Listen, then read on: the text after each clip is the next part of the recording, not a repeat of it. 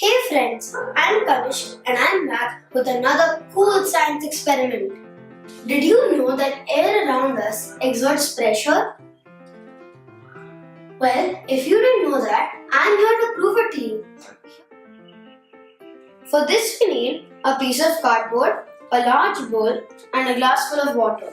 Just what should I do with this?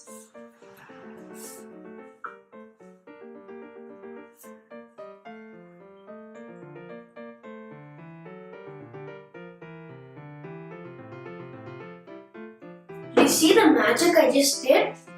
What just happened here? What happened here is, even when we inverted the glass, the air from outside kept pushing the cardboard.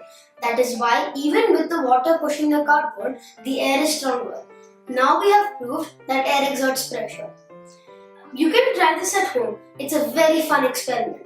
But until then, it's Kanish signing off. Thank you and hope you enjoyed the lesson.